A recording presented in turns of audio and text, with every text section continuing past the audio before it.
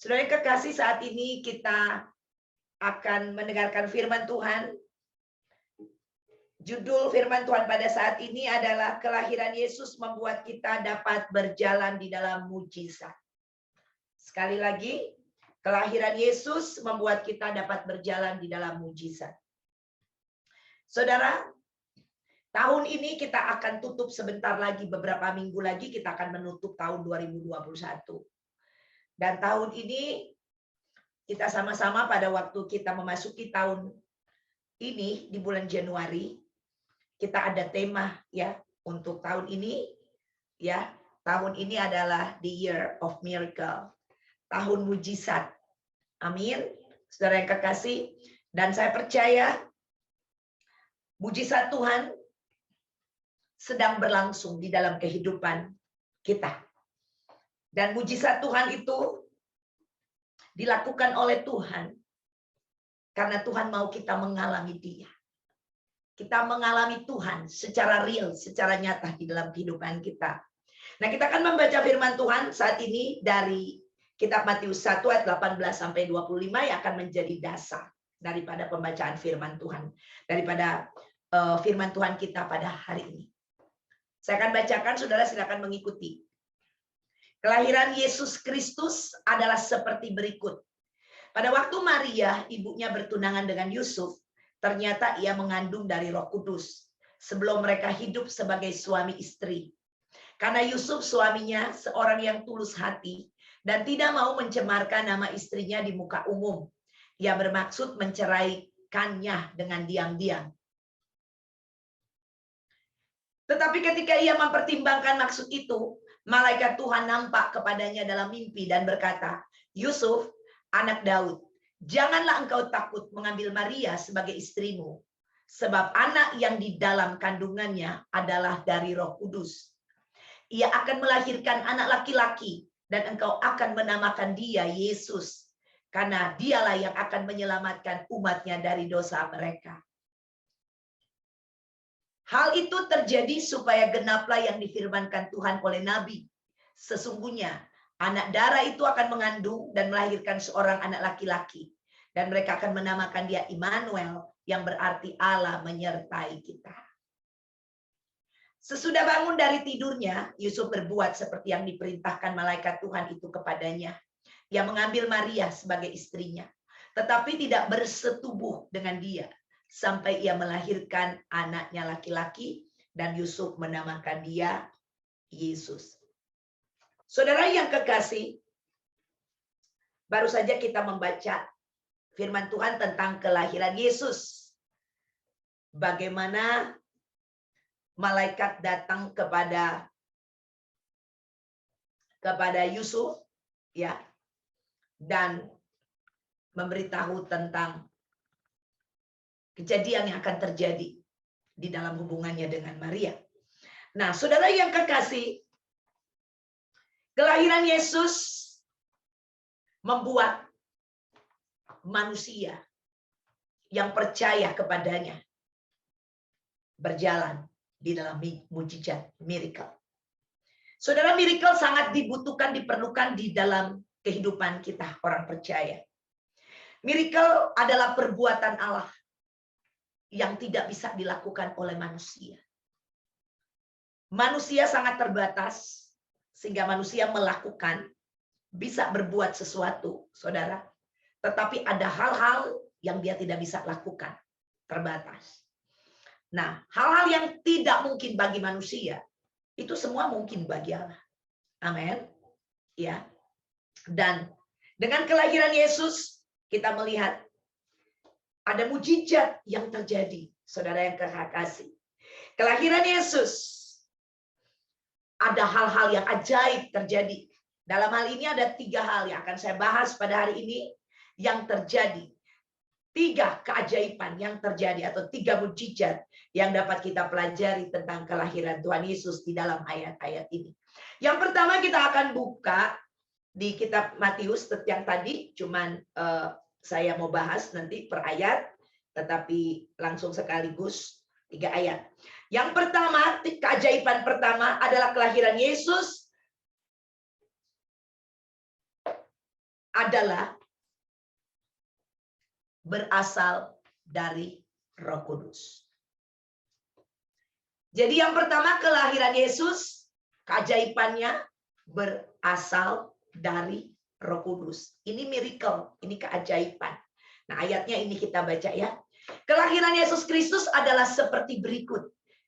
Pada waktu Maria ibunya bertunangan dengan Yusuf, ternyata ia mengandung dari Roh Kudus. Bawahi kata Roh Kudus. Sebelum mereka hidup sebagai suami istri. Jadi bertunangan tetapi tidak melakukan hubungan suami istri. Ayat 19. Karena Yusuf suaminya seorang yang tulus hati dan tidak mau mencemarkan nama istrinya di muka umum, ia bermaksud menceraikannya dengan diam-diam. Ayat 20. Tetapi ketika ia mempertimbangkan maksud itu, malaikat Tuhan nampak kepadanya dalam mimpi dan berkata, Yusuf, anak Daud, janganlah engkau takut mengambil Maria sebagai istrimu, sebab anak yang di dalam kandungannya adalah dari Roh Kudus. Saudara yang kekasih, kita lihat yang pertama, tadi saya katakan kelahiran Yesus berasal dari Roh Kudus.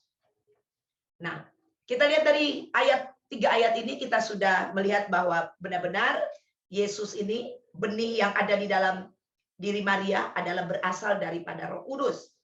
Dan kita lihat Yusuf pada waktu dia mengetahui Maria hamil, dia dikatakan diam-diam mau menceraikan Maria. Saudara, karena Yusuf ini adalah manusia biasa sama seperti kita. Jadi waktu dia lihat Maria hamil, dia mau menceraikan Maria karena dia merasa saya nggak pernah tidur dengan dia, kok tiba-tiba dia hamil. Seperti itu. Nah, pasti sebagai manusia biasa, pasti dia ada kecuriga, of course. Karena dia tahu yang namanya hamil itu adalah kalau orang sudah suami istri. Ya, seperti itu. Dan tidur bersama baru bisa hamil. Nah, kok saya tidak tidur dengan dia, kenapa dia hamil? Seperti itu. Dan kita tahu, saudara kekasih, hukum pada saat itu, kalau ada kedapatan wanita yang berbuat dosa, khususnya berzina, itu dia biasanya dirajam pakai batu. Seperti itu. Jadi Yusuf ini dikatakan di ayat tadi yang barusan kita baca, ayat 19, karena Yusuf suaminya seorang yang tulus dan tidak mau mencemarkan nama istrinya di muka umum, ia bermaksud menceraikannya dengan diam-diam. Saudara yang kekasih, jadi mau diceraikan. Ya mungkin saja Maria udah bilang Yusuf, kan Maria ini kalau cerita yang lain didatangi malaikat ya, kasih tahu bahwa Maria akan melahirkan. Ya kalau ini cerita dari Yusufnya, akan melahirkan ya bayi dari Roh Kudus. Nah, si Yusuf mungkin ya dia percaya enggak gitu, tapi tetap dia pikir saya nggak mau bertanggung jawab dalam hal ini. Saya nggak mau terjadi apa-apa, tetapi dia sayang sama Maria, dia laki-laki yang baik, dan dia mau supaya dia diam-diam menceraikan Maria. Tetapi apa yang terjadi ayat 20 yang kita barusan baca, ketika ia mempertimbangkan maksud itu, malaikat Tuhan dikatakan nampak kepadanya dalam mimpi, datang kepada Yusuf, dibilang, Yusuf kamu nggak boleh ceraiin Maria, ya. Tapi dia disuruh mengambil Maria menjadi istrinya, dan dikatakan sebab anak yang dikandungnya adalah berasal dari Roh Kudus. Nah ini miracle, ya manusia nggak bisa buat, ya tiba-tiba hamil, amin. Ini mujizat. Saudara yang kekasih, kalau kita lihat bahwa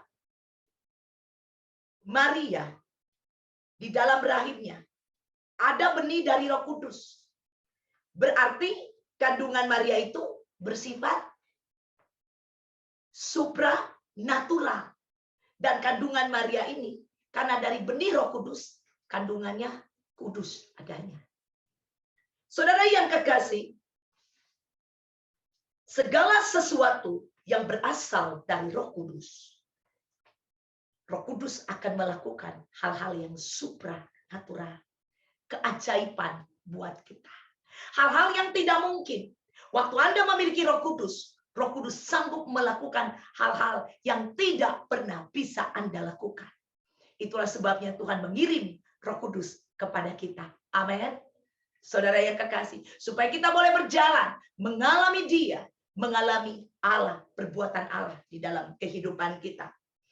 Nah, kalau kita mempelajari Roh Kudus dalam Alkitab, sebenarnya Roh Kudus itu, saudara yang kekasih, sudah ada sejak dunia ini dijadikan. Kalau kita lihat di Kejadian 1, saudara yang kekasih, ya, kita lihat ya ayat 1, ayat 2, ya bahkan sampai ayat 3 tidak ada, tidak usah ditampilkan, tapi Anda boleh baca. Dibilang pada waktu Tuhan menciptakan langit dan bumi ini, saudara, dikatakan Roh Allah itu, ya, bumi belum berbentuk dan kosong gelap gulita, dikatakan menutupi samudra raya, ya, dan dibilang Roh Allah itu melayang-layang di atas permukaan air, ya.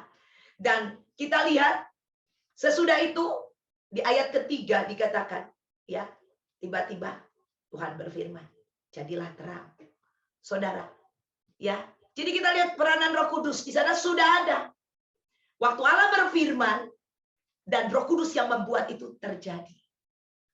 Ya, Roh Kudus ini adalah Roh Allah. Jadi, saudara yang kekasih, Roh Allah yang ada di dalam kita, ya, itu sanggup melakukan hal-hal yang tidak mungkin bagi kita. Tahun ini adalah the year of miracle. Tahun 2021. Kita akan tutup beberapa minggu lagi. Saudara, tahun mujizat. Saudara yang kekasih, sepanjang tahun ini, coba kita lihat dalam kehidupan kita. Mujizat-mujizat apa yang sudah Anda alami dalam kehidupan? Mungkin Anda melewati satu keadaan, situasi yang mungkin Anda merasa itu sulit banget. Tapi kok saya bisa sampai ke penghujung 2021? Khususnya secara global kita mengalami yang namanya serangan daripada musuh, yaitu virus corona. Saudara, banyak yang mati, kita lihat ya. Sejak dari 2020, 2021. Bahkan di Indonesia di 2021 puncaknya, betul? Saudara yang kekasih, ya. Dan kita melihat, saudara, kalau kita ada sampai hari ini, semua karena kebaikan Tuhan. Semua karena keajaiban Tuhan. Tuhan memelihara, menjaga kita. Amin. Sampai hari ini. Boleh beri kemuliaan buat Tuhan? Haleluya. Saudara, ini merupakan satu mujizat. Sesuatu yang Tuhan lakukan buat kita. Perlindungannya, penyertaannya sempurna bagi kita. Saudara, kita nggak bisa jaga diri kita 24 jam. Ada yang bisa jaga dirinya? Nggak bisa. Apalagi jaga orang 24 jam. Nggak bisa. Waktu kita tidur, kita udah nggak sadar, nggak bisa bikin apa-apa. Betul? Saudara, kita terbatas. Tetapi kelahiran Yesus, saudara, membuat kita bisa berjalan dengan Roh Kudus. Amin. Haleluya. Dengan kelahiran Yesus, saudara, Yesus yang adalah benih, berasal dari benih Roh Allah, saudara. Dan Yesus, waktu kita terima Dia sebagai Tuhan dan Juru Selamat kita, Dia mengirim Rohnya untuk masuk dalam hidup kita. Amin. Benih yang pernah ada di rahim Maria, sehingga rahim Maria, ya, mengalami mujizat, ya. Waktu benih itu masuk, ya, mujizat terjadi tanpa persetubuhan, ya. Ada janin Yesus di sana. Amin. Dan itu dikerjakan oleh apa? Oleh Roh Kudus. Haleluya. Dan Roh yang sama ada di dalam kita. Puji nama Tuhan Yesus Kristus. Saudara yang kekasih, kalau kita belajar tentang Roh Allah di Kejadian 1 ini, saudara yang kekasih, kita lihat bahwa segala sesuatu itu, ya, itu waktu diciptakan itu Roh Allah semua yang rilis, ya, yang membuat semua itu terjadi. Waktu Tuhan bilang jadilah langit dan bumi, jadilah terang, Roh Allah yang pergi dan melaksanakannya. Saudara, jadi pada waktu firman itu keluar dari mulut Allah, firman itu akan pergi dan melaksanakannya. Roh Kudus yang membuat itu terjadi, saudara yang kekasih. Ya, kalau kita melihat ya, saudara yang kekasih, khususnya di Kejadian 1 tadi saya katakan. Jadi kita lihat bahwa kelahiran Yesus yang ada Roh Kudus itu adalah keajaiban besar, ya. Tetapi keajaiban ini, saudara yang kekasih, itu bukanlah keajaiban yang baru saja terjadi 2000 tahun yang lalu waktu malaikat datang kepada Maria. Tetapi Roh Kudus sudah beraction sejak dunia ini dijadikan. Amin. Haleluya. Ya, saudara, Roh Kudus sudah ada sebelumnya. Roh Kudus sudah melakukan perkara-perkara yang dahsyat sebelumnya. Makanya pada waktu datang ke Maria, saudara, dikasih tahu dia akan mengandung benih yang dari mana? Dari Roh Kudus, saudara yang kekasih. Saudara, Roh Kudus itu sudah ada. Ya, sebelum Maria ada, dia sudah ada. Jadi bukan karena Maria hamil dulu baru ada Roh Kudus. Tidak, Roh Kudus itu sudah ada. Hanya apa yang terjadi, saudara yang kekasih? Hanya kandungan Maria yang dipinjam, saya katakan tadi, kandungan Maria adalah kandungan yang kudus. Dipinjam, kandungan Maria sebenarnya nggak kudus. Pertama biasa aja, normal. Tetapi karena ada Roh Kudus di dalamnya, dia menjadi kudus. Demikian dalam hidup kita, karena ada Roh Kudus di dalam kita, maka hidup kita juga kita disebut orang-orang kudus. Amin. Bukan karena kita kudus, tapi karena ada Roh Kudus yang tinggal di dalam kita. Boleh bilang amin. Haleluya. Ya, kita harus mengerti semuanya itu, saudara yang kekasih. Ya, jadi inilah saudara yang kekasih, ya, inilah yang diperbuat oleh Roh Kudus, mujizat, ya, miracle, hal-hal yang tidak mungkin bagi manusia, itu mungkin bagi Allah. Dan pelaksana daripada kuasa Allah terjadi itu Roh Kudus. Anda harus tahu, pelaksana daripada perkataan Allah, firman Allah yang membuat firman itu terjadi adalah pekerjaan Roh Kudus. Itu kuasa yang melakukannya. Ya, jadi dengan kita percaya kepada Yesus, dengan bayi Yesus lahir, Roh Kudus ada di dalam kita. Amin. Kita sudah melahir. Ya, Yesus sudah lahir di dalam kehidupan kita. Roh Kudus sudah masuk di dalam kehidupan kita. Puji nama Tuhan. Itu yang pertama. Jadi bagi Tuhan, yang kekasih, tidak ada yang tidak mungkin. Ya, all things are possible. Ya, segala sesuatu itu mungkin kalau ada Roh Kudus di dalam kehidupan kita. Itu yang pertama. Yang kedua kita akan lihat di Matius 1 ayat 21 sampai 22. Nah, dikatakan sudah yang kedua adalah kelahiran Yesus, tujuannya adalah untuk menyelamatkan umat manusia. Jadi sekali lagi, kelahiran Yesus tujuannya adalah untuk menyelamatkan umat manusia. Ayatnya saya ambil dari Matius 1 ayat 21 sampai 22. Ya, dikatakan ia akan melahirkan anak laki-laki. Engkau akan menamakan dia Yesus, karena dialah yang akan menyelamatkan umatnya dari dosa mereka. Hal itu terjadi supaya genaplah yang difirmankan Tuhan oleh Nabi. Haleluya. Jadi kalau kita lihat Nabi Yesaya sudah menubuatkan ini 700 tahun sebelum Tuhan Yesus lahir. Ya, saudara yang kekasih, dan kita lihat dikatakan akan melahirkan anak laki-laki dan akan menamai dia Yesus, karena dialah yang akan menyelamatkan umatnya dari dosa mereka. Ya, jadi kita lihat kelahiran Yesus membuat satu perubahan besar bagi dunia ini. Manusia yang berdosa, saudara, ya, dapat diselamatkan. Amin. Jadi tujuan kelahiran Yesus adalah untuk menyelamatkan manusia. Firman Allah telah berkata, menyelamatkan umatnya dari dosa mereka. Dosa bukanlah hanya suatu tindakan yang melawan hukum, saudara. Misalnya, kita mencuri, ya, berbohong, membunuh, dan sebagainya. Jadi bukan hanya tindakan itu. Terkadang kita berpikir bahwa waktu kita melakukan pencurian itu dosa. Betul, itu dosa, saudara yang kekasih. Tetapi yang tadi saya katakan bukan hanya satu tindakan yang melawan hukum, karena ada hukum Allah. Tetapi kalau kita lihat, ya, dosa itu apa lebih dalamnya? Karena banyak orang berpendapat, jika mereka tidak sudah melakukan yang tadi dosa tadi, kebohongan, mencuri, berbohong, membunuh, dan lain-lain, mereka berpikir barulah mereka disebut orang jahat. Seperti itu. Sehingga, saudara, mereka merasa bahwa baru mereka membutuhkan Tuhan waktu melakukan kejahatan itu. Waktu dia mencuri, dia membunuh, dan sebagainya. Saudara yang kekasih, sebaliknya kita akan lihat apa sih arti dosa yang sesungguhnya itu. Kita lihat di kitab Roma 7 ayat 19 sampai 20.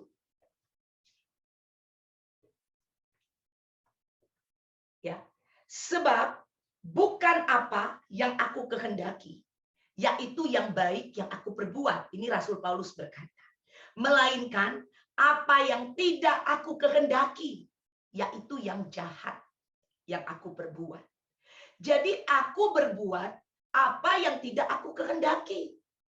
Maka bukan lagi aku yang memperbuatnya, tetapi dosa yang diam di dalam aku. Nah, perhatikan. Saudara yang kekasih. Jadi tindakan dosa ini ya, bukan hanya yang saya katakan melawan hukum, karena udah ada hukum Allah, jangan mencuri, jangan membunuh, jangan ini, jangan ini, jangan itu. Orang pikir, oke, saya bikin dosa, jangan mencuri dulu baru berbuat dosa. Ternyata tadi kita lihat Paulus sudah berkata, ya, bukan apa yang dia kehendaki yang terjadi, tetapi apa yang tidak dia kehendaki. Dia katakan, ya, jadi jika aku berbuat apa yang tidak aku kehendaki, maka bukan aku lagi yang memperbuatnya, tetapi dosa yang diam di dalam aku. Saudara, tanpa Anda berbuat dosa, Anda sudah berdosa. Paham? Jadi bukan kita berbuat dosa maling dulu, baru kita disebut pendosa. Tetapi sudah ada dosa, ya, yang ada di dalam kita yang melakukan perbuatan dosa itu sendiri, ya. Jadi dengan kata lain, ini bukan hanya menggambarkan suatu perbuatan yang melanggar hukum, tetapi dosa yang dimaksud Rasul Paulus ini sebagai suatu keberadaan, sesuatu kekuatan yang ada di dalam hati manusia. Dan dosa ini mengendalikan manusia sehingga manusia menjadi tidak berdaya.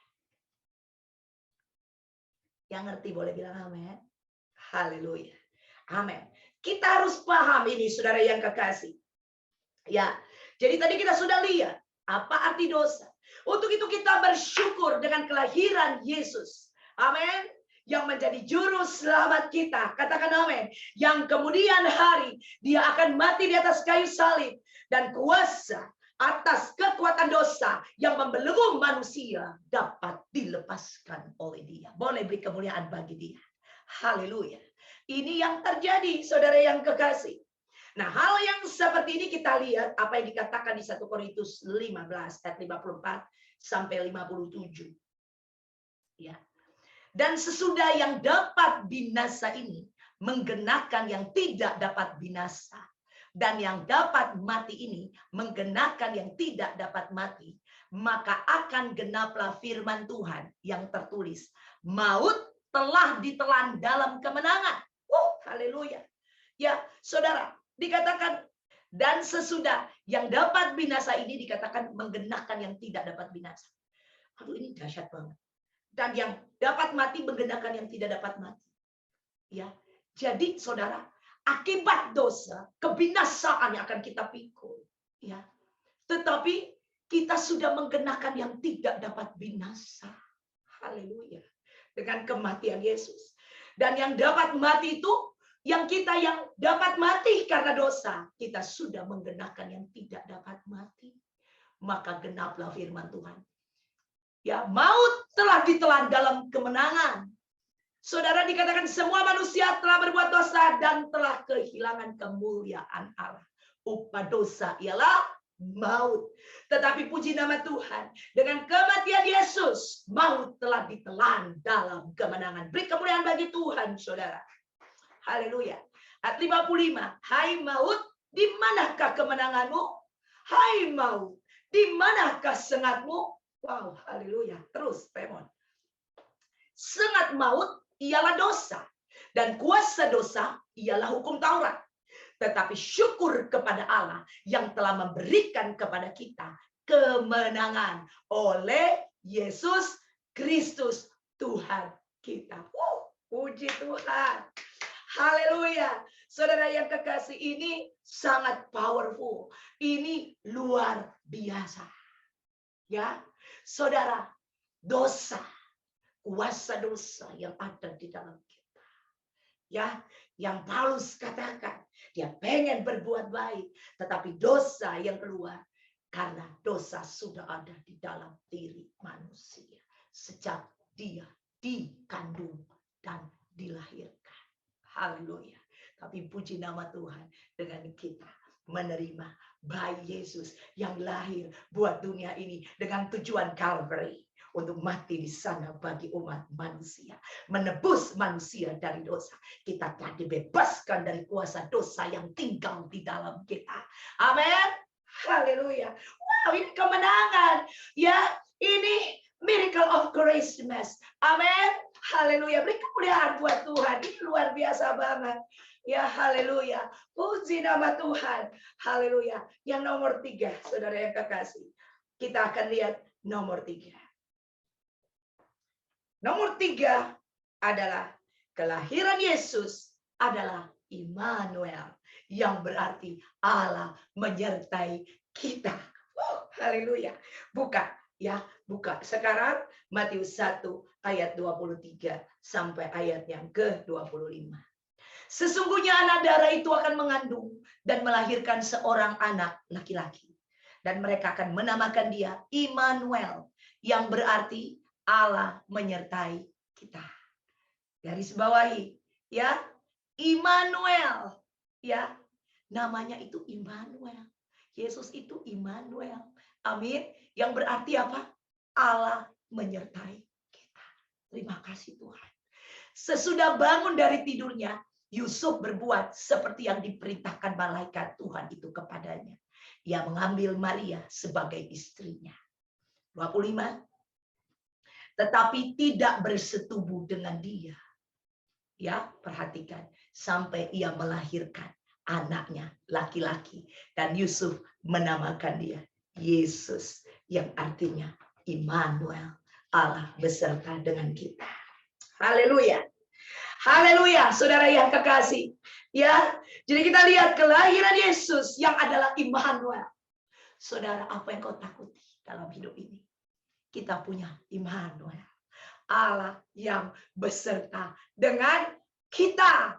Haleluya. Kalau Tuhan berjanji, ya, Allah beserta dengan kita. Dan Allah tidak pernah meninggalkan kita. Sekali dia berkata, aku beserta denganmu, pasti dia ada bersama dengan kita. Kita aja yang suka rasa-rasa. Aduh, rasanya sendiri. Rasanya ditinggal. Rasanya tidak ada siapa-siapa. Itulah sebabnya iman itu bukan perasaan. Tapi iman itu adalah percaya. Walaupun perasaanmu, rasanya sendiri. Tapi tahukah Anda, Yesus tetap ada bersama dengan Anda. Katakan amin. Haleluya. Ya, haleluya. Puji Tuhan. Haleluya. Immanuel. Saudara, ada 3 hal tentang Immanuel ini. Ya. Terus saya merenungkan. Yang pertama arti Immanuel adalah mujizat anak Allah yang telah menjadi manusia dan berdiam di antara kita. Ya, supaya ia dapat mengungkapkan diri Allah kepada kita. Paham? Sekali lagi. Immanuel, mujizat anak Allah yang menjadi manusia dan berdiam di antara kita. Supaya ia dapat mengungkapkan diri Allah kepada manusia. Dia berdiam bersama dengan kita. Supaya dia dapat mengungkapkan siapa Allah kepada kita. Karena kalau Anda yang mau cari Allah dan mau mengenal Allah, saya minta maaf, Anda nggak akan pernah bisa mengenal dia. Dia terlalu besar. Amin. Tak terselami oleh pikiranmu. Ada amin, saudara. Ya. Kalau nggak terselami dengan pikiranmu, gimana kamu mau cari? Kita nyarinya pakai apa? Hanya terbatas pikiran kita. Amin. Sedangkan dia tak terselami. Makanya, saudara, waktu kita terima berkat, dibilang apa? Biarlah, terimalah berkat, ya, damai sejahtera yang melampaui akal dan pikiranmu. Amin. Ya, ya, saudara yang kekasih, itu melampaui. Jadi Anda tidak bisa pikirkan itu. Nah kayak gini mau cari Allah. Ya kan mungkinlah dapat. Kan mungkin ketemu. Pakai pikiran kita sendiri. Amin. Tetapi dia datang, Immanuel, mujizat di mana anak Allah telah menjadi manusia dan diam di antara kita supaya kita dapat melihat Allah, di mana dia dapat mengungkapkan dirinya kepada kita. Apa kurang baik Allah itu bagi kita? Dia menyatakan dirinya. Dia mau kasih tahu, ini aku. Wow, ini dahsyat. Itu Immanuel. Yang kedua arti Immanuel adalah Allah yang ingin berdiam bersama dengan manusia. Ya, tadi dia ada di tengah-tengah kita untuk apa? Supaya mau menyatakan dirinya. Saudara, yang kedua, dia mau berdiam. Dia mau tinggal bersama dengan kita. Tujuan Allah menciptakan manusia supaya manusia tinggal bersama dengan dia di dalam kekekalan. Katakan amin. Ya, pada waktu kita menerima Tuhan Yesus sebagai Tuhan dan Juru Selamat, dia sudah tinggal bersama-sama dengan kita. Boleh bilang amin? Ya, dia sudah tinggal bersama-sama dengan kita. Jadi bukan nanti pergi ke surga dulu baru tinggal dengan dia. Tetapi saudara sudah sejak engkau menerima dia. Anda sudah menerima? Immanuel, aku menyertaimu sampai pada kesudahan zaman. Amin. Dia sudah diam bersama-sama dengan kita. Jadi kalau Anda duduk sendiri, jangan bilang gini, aduh, nasibku. Nasibku ya nasib, ya nasib. Ya, sendiri lagi. Nggak ada siapa-siapa. Untung Tuhan nggak tersinggung loh. Ya, untung Tuhan tidak seperti kita manusia. Amin. Ya, coba aja. Ya, tiba-tiba ada orang di sebelah kita, terus kita bilang, aku nih sendiri. Tersinggung oleh itu orang. Betul? Ya, kita bilang, aduh nggak punya siapa-siapa. Padahal ada suaminya yang baik di samping. Ya, saudara yang kekasih. Ada istrinya. Tapi kita bilang kita nggak punya siapa-siapa. Ada keluarga kita. Tersinggung nggak? Bisa tersinggung. Lu pikir gue siapa nih yang ada di sini? Ya, saudara. Untung Yesus bukan manusia. Ya, jadi walaupun kita bilang, aduh, aku alone, merasa sendiri. Saudara, Yesus nggak tersinggung. Karena dia tidak mengikatkan janjinya kepada dirimu. Tapi dia mengikatkan janjinya kepada dirinya sendiri. Sekali dia berjanji, janjinya adalah ya dan amin. Amin. Sekali dia bilang, aku menyertaimu sampai kesudahan zaman. Sekali dia berdiam bersama dengan kita, dia tidak akan melepaskan kita. Haleluya. Haleluya. Haleluya. Ini luar biasa. Yang ketiga, saudara yang kekasih, Immanuel. Artinya, dia menyertai kita sampai pada kesudahan zaman. Artinya, Allah tidak mengizinkan satu makhluk pun di dunia ini, ya, termasuk si iblis, untuk menolong, melindungi, memprotek, menyertai kita. Tetapi dia mau dirinya sendiri yang akan menyertai kita sampai pada kesudahan zaman. Beri kemuliaan bagi Tuhan. Haleluya, haleluya, haleluya. Jadi kalau dia beserta dengan kita, dia mau menolong kita, dia mau memprotek kita, dia mau melindungi kita, dia mau menjawab doa-doa kita, dia mau membuat miracle bagi kita, sesuatu yang tidak mungkin menjadi mungkin. Bukan karena Anda hebat, bukan karena Anda lakukan ini dan itu, tetapi ini keinginan Allah. Katakan amin. Ya, ini inisiatif Allah. Ini Allah sendiri yang berkata, Immanuel, aku menyertaimu sampai pada kesudahan zaman. Jadi bukan karena kita kenapa-napa, tetapi ini adalah janji Allah kepada dirinya sendiri. Sekali dia berjanji, ingat, dia Allah yang pasti menepati janjinya. Karena dia Allah yang mampu. Dia Allah yang tidak terbatas. Waktu dia berjanji, dia Allah yang tidak pernah lalai menepati janjinya. Dan janjinya adalah ya dan amin. Haleluya. Saudara, sebentar lagi kita akan merayakan ya.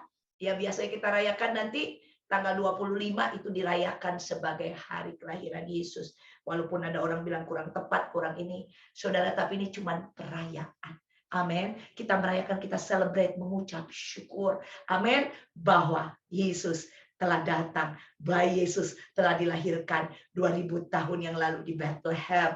Amin. Haleluya. Ya, Roh Kudus telah datang. Amin, ke dunia ini. Puji nama Tuhan. Dan 2000 tahun yang lalu Tuhan Yesus telah naik di atas Calvary. Sehingga mujizat ini saudara dapat kita terima hari ini.